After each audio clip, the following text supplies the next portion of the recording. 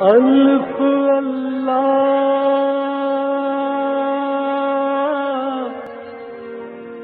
چمبے دل بوٹی میرے من وچ مرشد لائی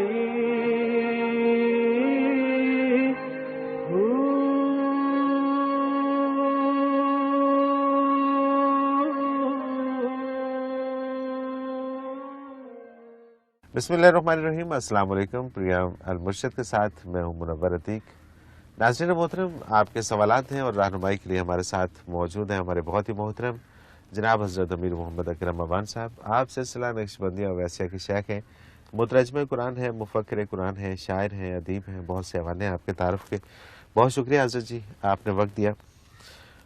آج بھی ہمارے پاس سوالات کافی اہم اور کافی زیادہ ہیں۔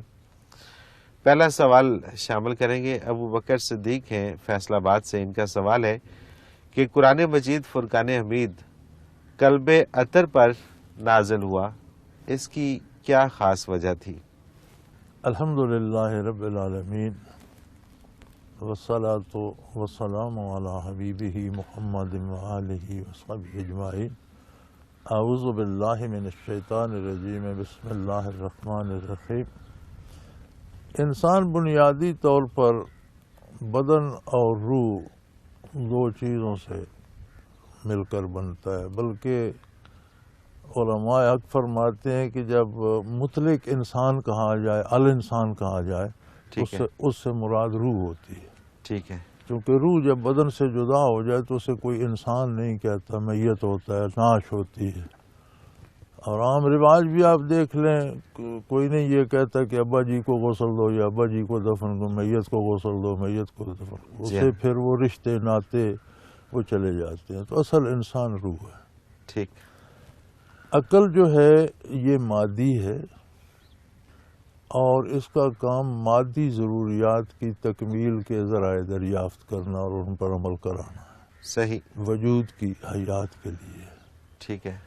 روح جو ہے یہ عالم امر کی شے ہے، اور قرآن کریم جو ہے وہ اصل بحث کرتا ہے روح کے ساتھ۔ ٹھیک۔ جب وہ مادی باتیں کرتا ہے، کاروبار کی، سیاست کی، عدالت کی، پورے معاشرے کی، تو اس سے مراد یہ ہوتی ہے کہ مادی زندگی اس طرح گزاری جائے کہ مادی فائدہ بھی ہو اور روح کو بھی بالیدگی نصیب ہو۔ بالکل ٹھیک، یعنی اس کا موضوع پھر روح ہی آ جاتا ہے۔ صحیح، بالکل صحیح۔ جتنے دنیا کے امور ہیں سب کو قرآن کریم سب کی رہنمائی فرماتا ہے، لیکن مقصد یہ ہوتا ہے کہ دنیا کے کام اس طرح کیے جائیں کہ روح کو بھی بالیدگی نصیب ہو، بدن کو آزادی نصیب ہو، صحت نصیب ہو، سلامتی نصیب ہو، عزت نصیب ہو، دولت نصیب ہو، لیکن اس کے ساتھ روح کا نقصان نہ ہو۔ تو عالم امر کا لطیف ربانی ہے قلب میں۔ صحیح۔ قلب ایک تو مادی ہے نا، پمپنگ مشین ہے، جسٹ جی ٹھیک ہے، خون پمپ کرنا اس کا کام ہے۔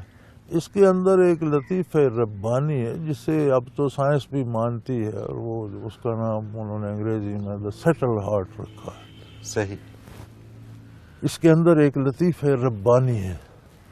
اب کلام ربانی کو سمجھنا اور اس کے مطابق دماغ کو سمجھانا یہ اس لطیف ربانی کا کام ہے۔ براہ راست دماغ میں وہ قوت ہی نہیں ہے کہ وہ اس کلام کی کیفیت کو یا اس کی حقیقت کو پا سکے۔ صحیح۔ اسی لیے جو لوگ صرف دماغ تک رہے انہیں ایمان نصیب نہیں ہوا، جن کے دل متاثر ہوئے انہیں بات سمجھ آ گئی۔ صحیح، بالکل ٹھیک۔ یعنی آپ دیکھ لیں نا حضور اکرم صلی اللہ علیہ وسلم کے زمانہ میں بھی کہ جن کے دل متوجہ نہیں ہوئے دماغ تو ان کے بھی تھے۔ بالکل ٹھیک۔ اور آج بھی دیکھ لیں کہ کتنی محنت کرتے ہیں مستشرقین، لیکن انہیں قرآن سے حدیث سے اعتراضات ہی سوچتے ہیں۔ ہدایت کیوں نہیں ملتی؟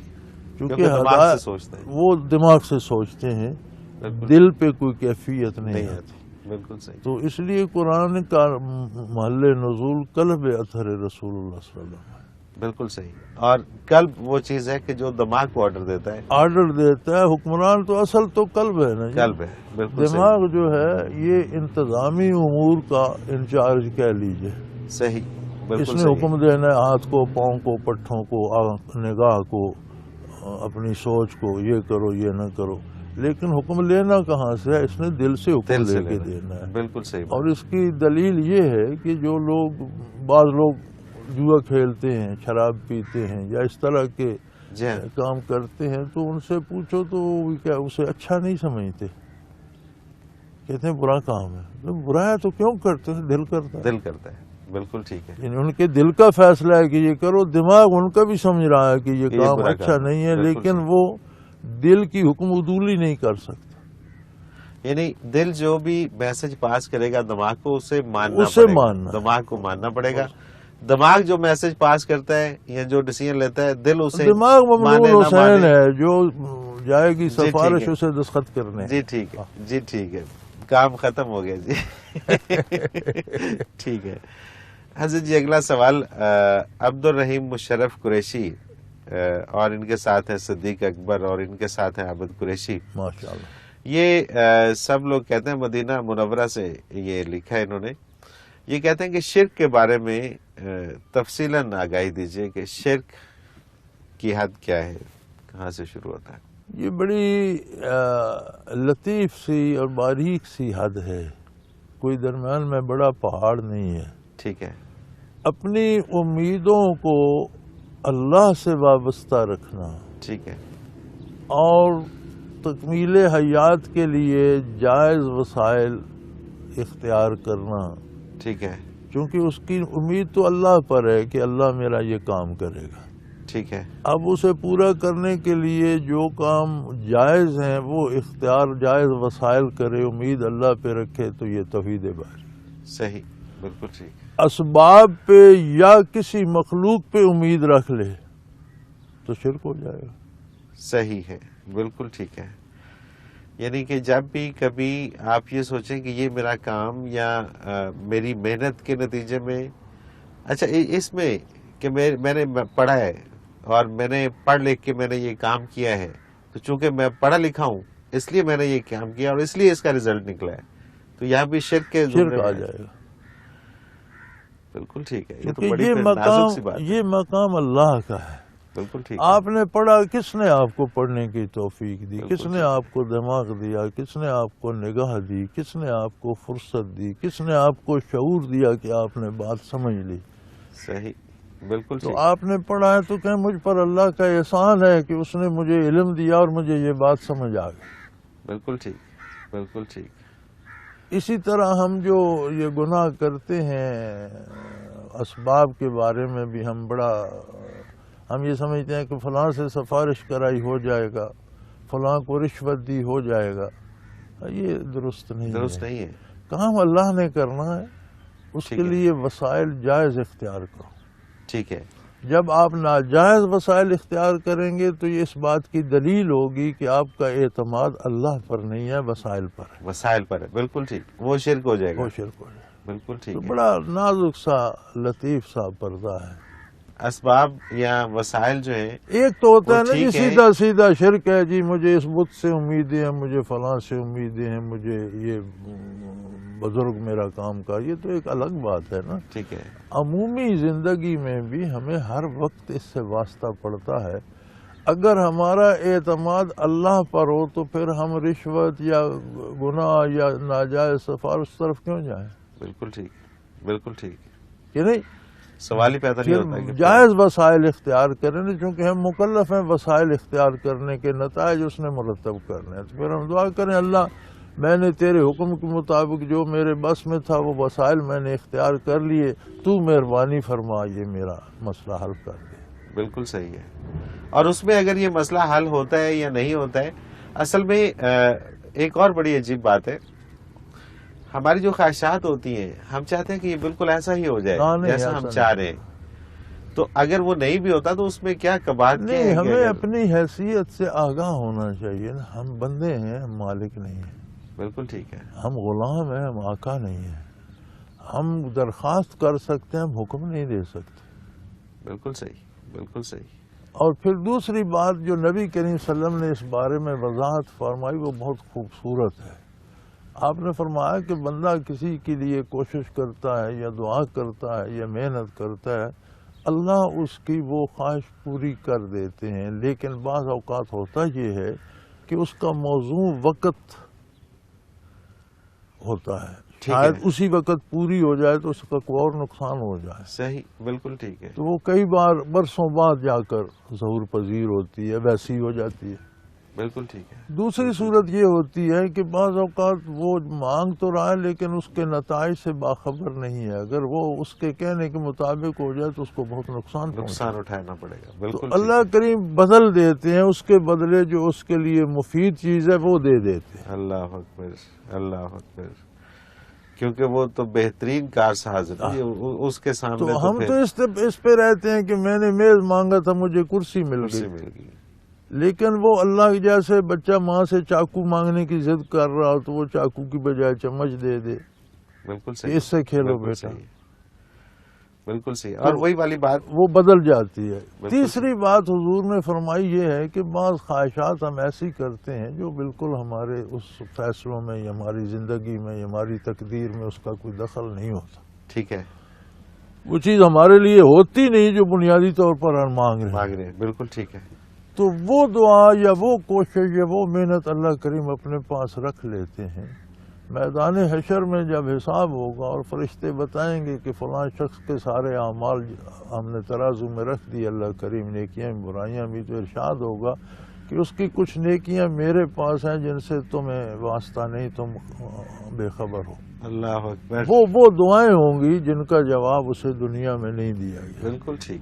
تو ارشاد ہے، مفہوم ہے حدیث شریف کا کہ بڑے بڑے لوگ جن کی دعائیں قبول ہوتی تھیں مستجاب الدعوات تھے، حسرت کریں گے کہ کاش وہاں دعائیں قبول نہ ہوتی آج. اللہ اکبر. لہذا دعا یا محنت یا کوشش یا جائز اسباب وسائل اختیار کرنا ضائع نہیں جاتا.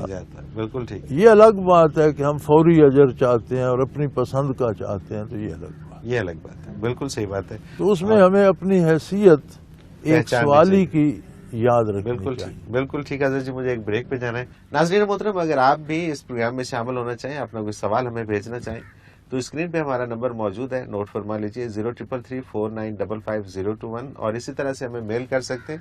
ای میل ایڈریس بھی اسکرین پہ موجود ہے questions@almurshid.tv. اس پہ اپنا کوئی بھی سوال ہو ہمیں بھیجیے، ہم آپ کا سوال اس پروگرام میں شامل کریں گے اور حضرت جی سے رہنمائی لیں گے. ایک مختصر کمرشل بریک، اس کے بعد حاضر ہوتے ہیں. ہمارے ساتھ رہیے گا.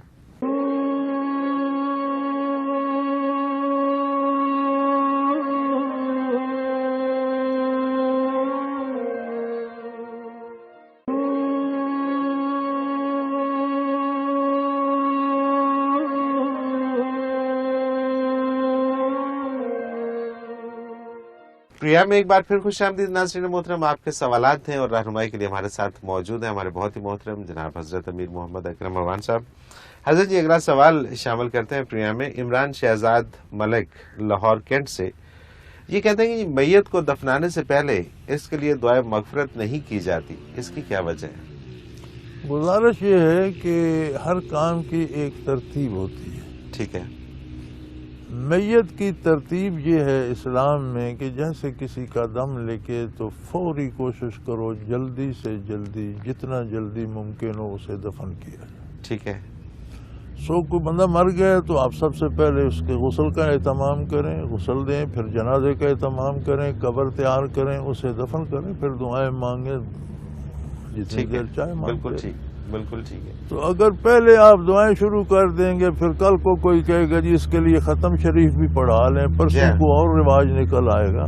بالکل ٹھیک. تو ہر کام کی ایک ترتیب ہوتی ہے اور اسی ترتیب. اب دعا مانگنا کو منع تو نہیں ہے، لیکن نماز جماعت کھڑی ہو گئی آپ کہتے ہیں میں دعا مانگ لوں تو یہ تو نہیں ہوا. آپ نماز پڑھیں پھر دعا تو مانگ لینا.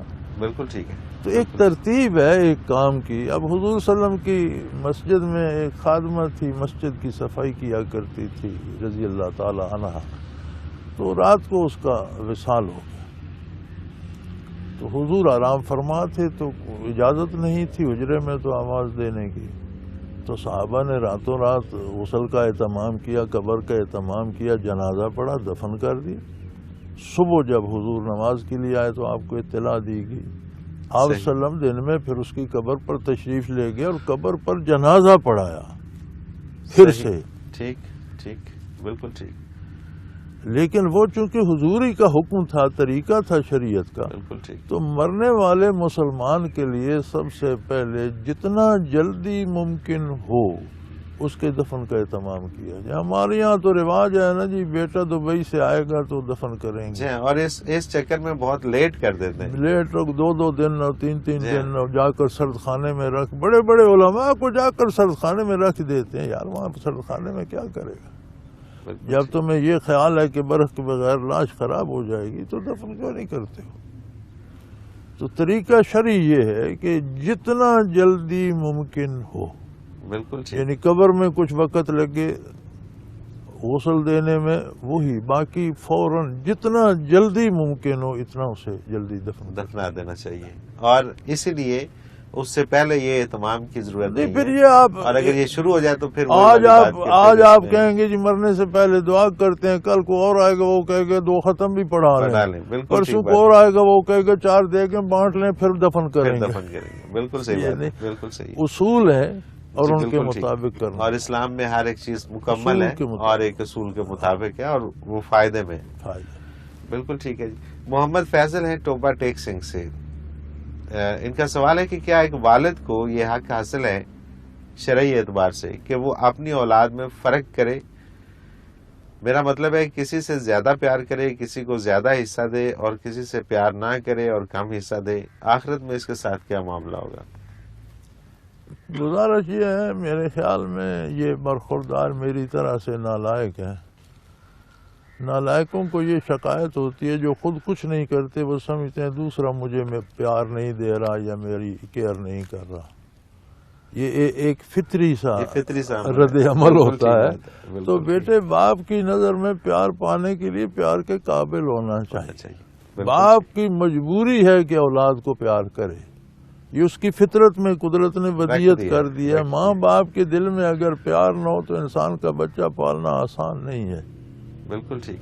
بالکل ٹھیک. وہ اپنا پیٹ کاٹ کر باپ آپ کو حصہ دیتا ہے، ماں اپنی نیندیں قربان کر کے آپ کو پالتی ہے. پیار تو ان کے دل میں ہے، اللہ اکبر. لیکن جب آپ ان کی توقعات پوری نہیں کرتے تو یقیناً ڈانٹ ڈپٹ بھی پڑتی ہے. پھر عدم توجہ بھی ایک انسانی فطرت ہے کہ جہاں سے کبھی امید بھر نہیں آئے گی آپ کی توجہ کم ہو جائے گی. تو بیٹے ماں باپ کا پیار پانے کی کوشش کریں، ماں باپ پہ اعتراض نہ کریں.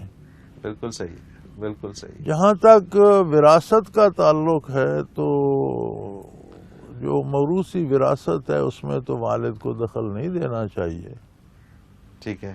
باپ دادا سے جو اسے وراثت میں ملی ہے ویسے ہی اولاد کو آگے دے دینی چاہیے. جو اس نے خود بنائی ہے اس میں اسے اختیار ہے، ایک کو دے دے یا سب کو بانٹ دے. اچھا، اس میں مکمل اختیار اس میں والد کا اختیار ہے، جو اس نے اپنی محنت سے بنائی ہے وہ کس کو دیتا ہے کس کو نہیں دیتا، سب کو برابر دیتا ہے، کسی کو زیادہ دیتا ہے کم دیتا ہے، یہ اس کا اختیار ہے، اس کی اپنی چیز ہے. بالکل ٹھیک ہے. جو اس نے انہیرٹ کی ہے بزرگوں سے وہ اسے پاس آن کرنی ہو.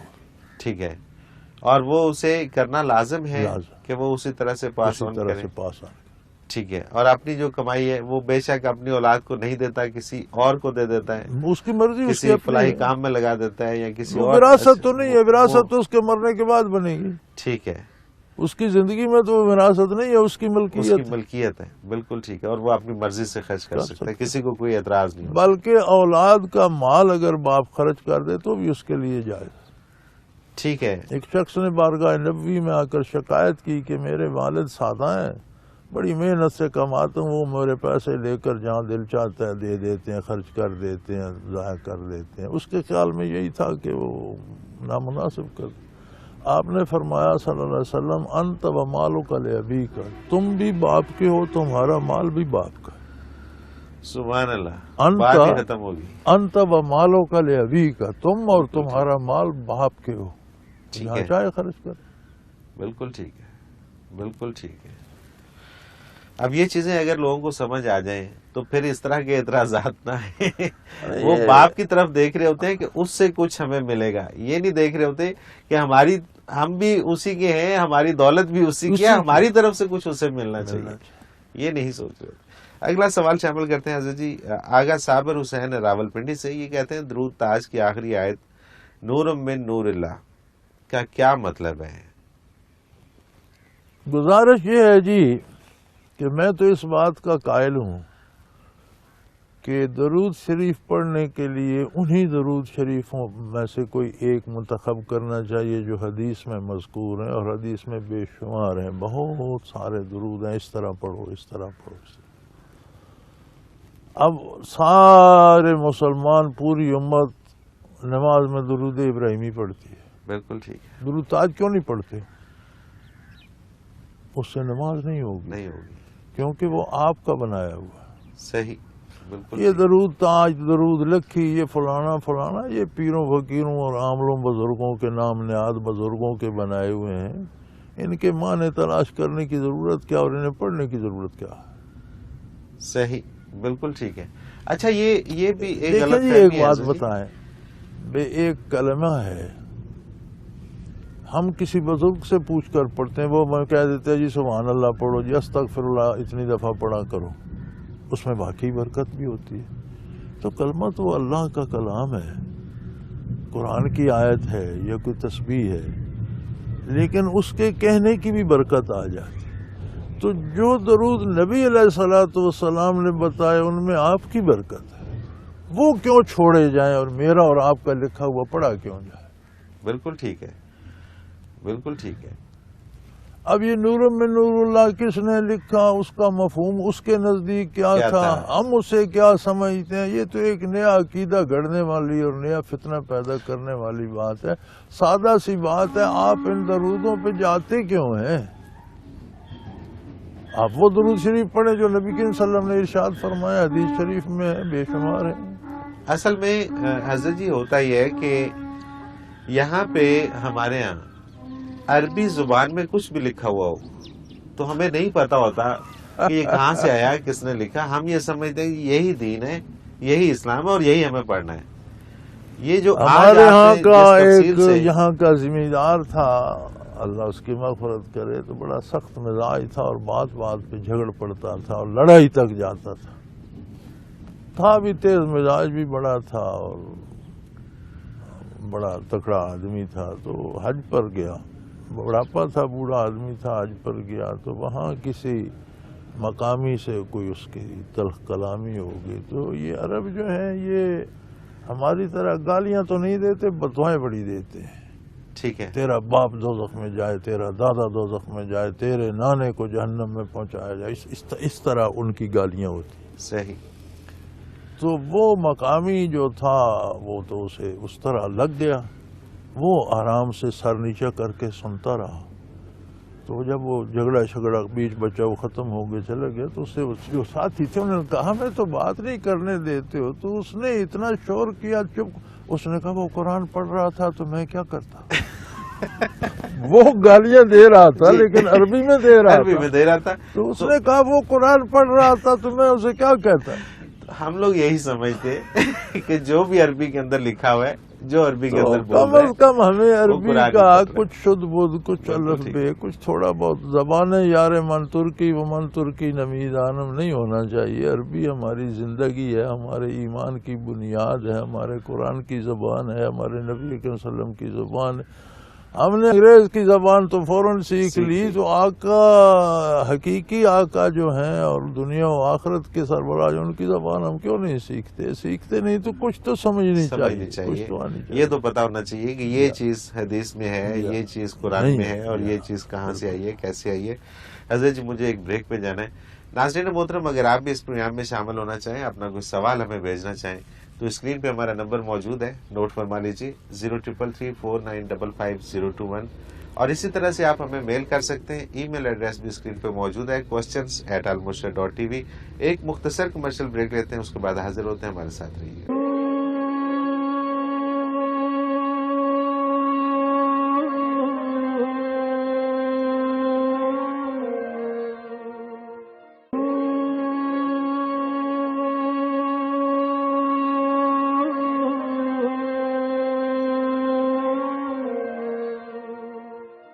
پروگرام میں ایک بار پھر خوش آمدید ناظرین محترم. آپ کے سوالات اور رہنمائی کے لیے ہمارے ساتھ موجود ہمارے بہت ہی محترم جناب حضرت امیر محمد اکرم اوان صاحب. حضرت جی اگلا سوال پروگرام میں شامل کرتے ہیں عرفان کوٹ مومن سے.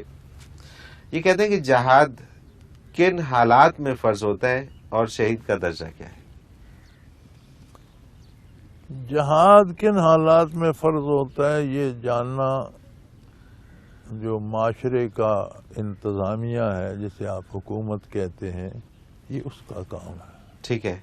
میں اور آپ یہ فیصلہ کرنے کے مجاز نہیں ہے کہ اب جہاد فرض. اچھا. یہ ہمارا انفرادی کام نہیں ہے. ٹھیک ہے. یہ قوم کا اجتماعی کام ہے اور یہ حکومت کا کام ہے کہ وہ طے کرے کہ اب جہاد فرض ہے. اور جہاد وہی ہوگا جو آپ کا انتظامی جو ڈھانچہ ہے جب وہ حکم دے گا کہ یہاں ملک کو خطرہ ہے یا قوم کو خطرہ ہے یا دین کو خطرہ ہے یہاں ہمیں جانے دینے ہوں گی وہ جہاد ہوگا. ٹھیک ہے. یہ انفرادی طور پر اٹھ کر کھڑے ہو جانا کہ یہ اب فلاں واجب القتل ہے میں اسے مار دوں اس کی اجازت نہیں. ٹھیک ہے. اور پھر یہ جہاد اس طرح فرض ہوتا ہے کہ اب یہ خطرہ اگر ایک ملک میں ہے تو اس کی سرحدوں پہ اور سرحد کے لوگ کافی ہیں اس کا دفاع کرنے کے لیے تو ان پر فرض ہے باقیوں پر نہیں. اچھا. لیکن اگر ان سے بات بڑھ جائے تو جو قریبی ہیں ان پر فرض ہو جائے گا. اس سے بھی بات بڑھ جائے تو جو اور اس طرح وہ انٹرنیشنل بھی چلا جائے گا فرض ہوتا چلا جائے گا. ٹھیک ہے. لیکن یہ ضروری نہیں کہ اب جو ایک جگہ لوگ بیٹھے ہیں لاہور میں ایک فساد اٹھتا ہے لاہور میں جو فورس ہے وہ اس کے لیے کافی ہے تو راولپنڈی والوں کو بھاگنے کی ضرورت نہیں. ان پر فرض نہیں. ان پر فرض نہیں ہے. بالکل ٹھیک. اگر وہ ناکافی ہیں تو پھر ان پر بھی فرض ہو جائے گا. اسی طرح سارے ملک پہ فرض ہو جائے گا. اگر ملک دفاع نہیں کر سکتا تو دوسری مسلم ریاستوں پہ بھی فرض ہوتا چلا جائے گا. ٹھیک ہے. اچھا اس میں ایک چیز کچھ لوگوں کا یہ خیال ہے کہ جی ہم حکومت کو تو مانتے ہی نہیں اور جو ہماری اپنی جو بھی ان کی تنظیمیں جو بھی ان کا اپنا حلقہ احباب ہے اس میں جو ان کا امیر ہے جب وہ فیصلہ کر دے گا تو فرض ہو جائے گا. بات ماننے یا ماننے کی نہیں ہے. نہیں ہے. اس کا وجود ہے یا نہیں. ٹھیک ہے. وجود تو ہے. جو عدلیہ چل رہی ہے لوگوں کو سزائے موت بھی دے رہی ہے بری کر رہی ہے یہ آپ کی تنظیم کر رہی ہے یا وہ کر رہی ہے؟ ڈیفینیٹلی یہ تو جو ملکی معاملات چل رہے ہیں بین الاقوامی تعلقات ہیں ملکی حکومت کے معاملات ہیں آپ کر رہے ہیں آپ کی تنظیم کر رہی ہے یا وہ باڈی کر رہی ہے؟ وہ باڈی کر رہی ہے. تو ایک چیز ایگزسٹ کرتی ہے آپ کہتے میں ایسے نہیں مانتا. بالکل ٹھیک ہے. آپ کے ماننے یا نہ ماننے اگر آپ اس سے متفق نہیں ہیں تو اپنے ہم خیال لوگ پیدا کریں لوگوں کو سمجھائیں کہ یہ صحیح نہیں کر رہے صحیح لوگ ہونے چاہیے اس کے لیے تحریک چلائیں آپ اس کے لیے جلسے کریں لوگوں کو قائل کریں ایک جمعیت لے کر اسے بدل دیں اور اچھی لیں. ٹھیک ہے. مطلب اسی سیٹ اپ کے اندر ہی اسی سیٹ اپ کے اندر آپ اسے تبدیل کر دیں وہ تو اجازت ہے نا. ٹھیک ہے. وہ تو ہر ایک کو حق ہر ایک کو حق حاصل ہے. آپ بھی میدان میں کھڑے ہو جائیں لوگوں کو بتائیں کہ اس میں یہ خرابی ہے یہ خرابی ہے یہ خرابی ہے ایسے لوگ ہمارے پاس ایسے لوگ ہیں یہ اچھا کریں گے. بالکل ٹھیک. دیکھیں ہماری سیاست کا رخ بھی عجیب ہو گیا ہے کہ جو میدان میں آتا ہے وہ دوسرے کے عیب گنواتا ہے. جی بالکل ایسے. دوسرے کے عیب گنوانے سے کیا حاصل ہوگا وہ آپ کے عیب گنوا دے گا. آپ یہ بتائیں کہ اس کی بجائے آپ بہتر کیا کریں گے. آپ اپنا منشور دیں آپ بتائیں جی مجھے ووٹ دو یا فلاں بندے کو ووٹ دو وہ یہ دیانتداری لائے گا وہ کرپشن ختم کر دے گا وہ چوری ڈاکے پہ قابو وہ دہشت گردی کو کنٹرول کر کوئی مثبت بات بتائیں. مثبت تو رہی کوئی نہیں. بالکل ٹھیک. اب یہ کہنا کہ ہم حکومت کو نہیں مان ایک چیز ایگزسٹ کرتی ہے آپ کے نہ ایک سورج اب آپ کہتے ہیں میں سورج کو میں نہیں مانتا کہ دن ہے تو آپ کے نہ ماننے سے کیا ہوگا. کیا فرق پڑے گا. سورج تو سورج ہے. تو سورج ہے دن تو دن ہے دوپہر تو دوپہر ہے. حکومت ہے میرے بھائی. یہ الگ بات ہے کہ وہ درست سمجھ جا رہی ہے یا غلط سمجھ جا رہی ہے. جب الیکشن ہوتے ہیں ووٹ دینے کی یہ ووٹ جو ہے یہ دراصل بیعت امارت کی ایک صورت ہے. ٹھیک ہے. عہد خلافت میں عہد نبوت میں اسلامی حکومتوں میں بیعت ہوتی تھی اور اب بھی ہوتی ہے. ابھی سعودیہ کے بادشاہ فوت ہوئے نئے بادشاہ سارے لوگوں نے بیعت کی. شاہی خاندان نے پہلے کی، پھر قریبیوں نے، پھر باقیوں سب نے بیعت کی. تو یہ ووٹ وہی بیعت ہے. ٹھیک ہے. تو جب ہم ووٹ دیتے ہیں اس وقت تو ہم اسے دیتے ہیں جو چوروں کا سردار ہو، کہ ہمیں اپنی اغراض ہوتی ہیں، مجھے یہ مل جائے گا، مجھے وہ ملے یا نہ ملے. جی ہاں بالکل ٹھیک ہے. اس وقت ہم دیانتداری کہاں جاتی ہے ہماری؟ اچھے لوگوں کو منتخب کریں. آپ کسی شریف بندے کو کھڑا کر دیں، اسے ووٹ ہی کوئی نہیں دے گا. یہاں دیہاتیوں سے پوچھیں نا تو کئی دفعہ تجربہ ہوا ہے، یا آدمی سے وہ یار کل ہم تھانے گئے تو یہ کوئی ہماری سفارش کرے گا. تم نے ضرور تھانے جانا ہے، ضرور جرم کرنا ہے. اور جن کا باپ دادا تھانے نہیں گیا، نہ اولاد گئی، نہ وہ خود ساری عمر گئے، کبھی جانا پڑ جائے تو یہ تو سفارش نہیں کرے. یہ تو ہماری سوچ ہے. اور یہ ٹرینڈ عام ہے. نہیں تو پھر آپ لوگوں کی فکر تبدیل کریں. یہ اجماعی مسئلہ ہے، آپ کا انفرادی نہیں ہے. یہ 21 کروڑ بندوں کا مسئلہ ہے. آپ ان کی سوچ بدلیں، ان کی فکر مثبت کریں. ان کی فکر آپ صرف حکومت کو لیے پھرتے ہیں، لوگ کلمہ پڑھ کے شرک میں دھسے پھرتے ہیں، ان کو تو بچائیں. بالکل ٹھیک، بالکل ٹھیک. لوگ کلمہ بھی پڑھتے ہیں، لوگ سود کھا رہے ہیں، آپ اس کی خرابی تو بتائیں. لوگ کلمہ بھی پڑھتے ہیں اور لوگ رشوت دے کے گزارا کر رہے ہیں اور رشوتیں لے کے کھا رہے ہیں. اس کے بارے بعد لوگوں کی کوئی اصلاح کی فکر تو کریں. بالکل ٹھیک ہے، بالکل ٹھیک ہے. ایک اصول ہے جو نبی کریم صلی اللہ علیہ وسلم نے فرمایا، اعمالکم اموالکم او کما قال رسول اللہ صلی اللہ علیہ وسلم، کہ تم پر ہمیشہ تمہارا کردار حکومت کرے گا. ٹھیک، بالکل ٹھیک. جیسا تمہارا فکر و عمل ہے تمہارے حکمران اس کی تصویر ہوں گے. تو اگر حکمران خراب ہے تو نہ ماننے سے بات نہیں بنے گی. اپنے فکر و عمل کو درست کریں کہ حکمران نیک آ جائے. بالکل ٹھیک، بالکل ٹھیک ہے. اور اس میں یہ فیصلہ کوئی بھی نہیں کر سکتا کہ یہ شخص قتل کے قابل ہے یا یہ شخص ہے اس کے خلاف مجھے حکومت کا کام ہے. حکومت ایک معاشرے کی وہ باڈی ہوتی ہے جس پر پورا معاشرہ اعتماد کرتا ہے اور اسے وقت دیتا ہے. بالکل اس کا کام. بالکل ٹھیک ہے. اور اگر آپ سمجھتے ہیں کہ نہیں ٹھیک ہو رہا تو پھر آپ کو ایک موومنٹ لے کے اور اس حکومت کو ریپلیس کرنا پڑے گا. بالکل. تو پھر آپ اس جگہ پہ پہنچیں گے. آپ کو حق حاصل ہے، آپ کو حکومت کے خلاف بات کر سکتے ہیں، جلسے کر سکتے ہیں، لوگوں کو کنونس کر سکتے ہیں. ٹھیک ہے. اور ایسی صورت میں کہ جب حکومت کی طرف سے یہ آرڈر ہو کہ اب جہاد جو ہے وہ فرض ہو چکا ہے، تو پھر جہاد کی یا شہادت کی رتبہ پھر شہادت کا کیا ہے؟ شہادت کا سب سے بڑا رتبہ یہ ہے کہ لڑتے ہوئے جان دے دے اللہ کی راہ میں. ٹھیک ہے. اور ساری زندگی جو معاشرے اور حالات سے لڑتا رہتے اور اطاعت الہی پہ قائم رہتے، اللہ اسے بھی شہادت کا درجہ دیتے ہیں. یہ بھی تو جہاد ہے. سبحان اللہ. بے شک، بے شک.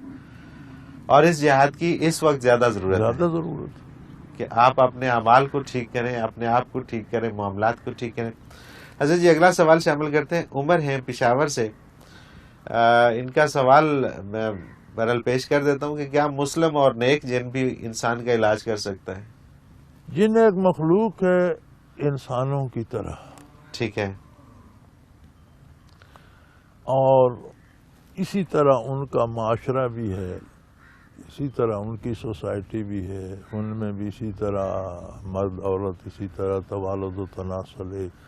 صرف یہ ہے کہ وہ ایک نظر نہ آنے والی مخلوق ہے، ہماری نگاہوں سے اوجھل ہے. ٹھیک ہے. تو میری سمجھ میں تو نہیں آتا کہ جنات سے کوئی بندہ کسی خیر کی توقع رکھے. ٹھیک ہے. آگ سے کون سی خیر رکھیں گے؟ کہیں آپ کے قابو آ گئی تو چائے روٹی بنا لیں، اسے موقع لگا تو جلا دے گی. بالکل ٹھیک بات ہے، بالکل ٹھیک. تو کیا انسانی دنیا میں علاج معالجے والا کوئی نہیں رہا؟ پھر یہ جنوں والا ایک وہم ہے. آپ کے پاس کیا دلیل ہے کہ وہ جن آپ کا علاج کر رہا ہے؟ کیا ثبوت ہے؟ نہ وہ آپ کو نظر آتا ہے، نہ آپ کی آواز سنتے ہیں، نہ اس کی بات سنائی دیتی ہے. تو کیا ثبوت ہے؟ یہ اوہام ہے. میں اور یہ کچھ لوگوں نے کریٹ شاید کیے ہوئے ہیں کہ جی ہم جن سے علاج کرواتے ہیں. یہ ذریعہ معاش بنائے ہوئے ہیں عجیب و غریب، اور ان عجیب و غریب باتوں پہ لوگ بڑی جلدی ریجھ بھی جاتے ہیں اور پیسے دیتے ہیں اور کرتے ہیں. تو اگر انہیں شفا ہوتی ہے تو وہ اللہ دیتا ہے. جن خود شفا کیا دیں گے اور جن کیا علاج کریں گے؟ کیا عالم انسانیت میں کوئی معالج نہیں رہا کہ آپ نے جنوں سے علاج کرانا ہے؟ اور یہ محض وہم ہے. صحیح۔ وہ ایک بندہ برقع سا بنا کے جھگی سی بنا کے بیٹھ جاتا ہے، سارے معاملات اس کے ہاتھ میں، ہم کو نہ نظر آتے ہیں نہ آواز سنائی، ہم سمجھتے ہیں جن کر رہا ہے۔ تو یہ دھوکے دہی ہے، اور اپنے آپ کو اس خوش فہمی میں نہیں رکھنا چاہیے۔ بندے کو حقیقت میں زندہ رہنا چاہیے، بالکل ٹھیک ہے، بالکل صحیح، اوہام میں زندگی کو ضائع نہیں کرنا چاہیے۔ بالکل ٹھیک، بالکل ٹھیک۔ حضرت جی بہت شکریہ، آپ نے وقت دیا۔ وہی ہوا کہ ہمارے پروگرام کا وقت اپنے اختتام کو پہنچ گیا۔ ناظرین محترم، اگر آپ بھی اس پروگرام میں شامل ہونا چاہیں، اپنا کوئی سوال ہمیں بھیجنا چاہیں، تو اسکرین پہ ہمارا نمبر موجود ہے، نوٹ فرما لیجئے 033349555021، اور اسی طرح سے آپ ہمیں میل کر سکتے ہیں۔ ای میل ایڈریس بھی اسکرین پہ موجود ہے، questions@almurshid.tv۔ آپ کا کوئی بھی سوال ہو، آپ اس پروگرام میں اپنا سوال بھیجیے، ہم پروگرام میں شامل کریں گے اور حضرت جی سے رہنمائی لیں گے۔ اس کے ساتھ ہی آج کے پروگرام کا وقت اپنے اختتام کو پہنچا۔ منور عتیق کو اجازت دیجیے، اللہ حافظ۔ لا